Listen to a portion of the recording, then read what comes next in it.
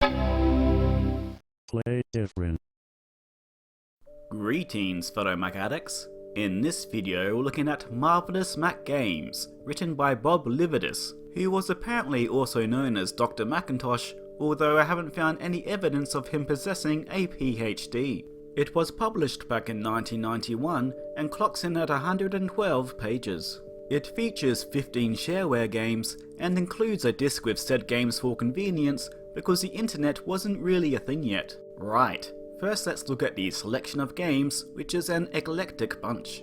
There are a few absolute classics such as Continuum, Glider, and Scarab of Ra. There are also a few other arcade and puzzle games which, while not classics, are certainly a good bit of fun. The book even introduced me to a few titles I've never played before, such as Flipper, an unusual arcade strategy game which I'll have to cover at some point. Unfortunately, about a third of the book is dedicated to games such as solitaire, video poker, darts, and other digital renditions of traditional games. I understand why these were included, as it gives the selection variety, but it does age it considerably now that there are much more advanced versions of these games out there. My biggest problem with the picks is the inclusion of Mac Pong 2. Come on, this was 1991. There were plenty of exciting Mac shareware games and you pick Pong? It's not even two-player, making it worse than the original, but I digress.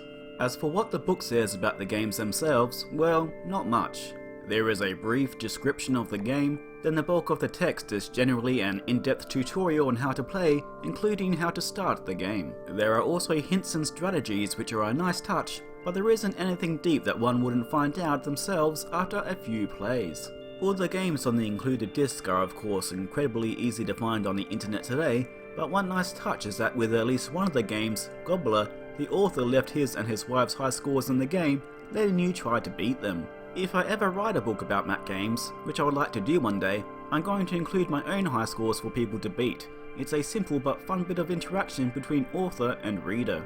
So, would I recommend people pick up this book today? Well, no, and especially not to the kind of people likely watching this video.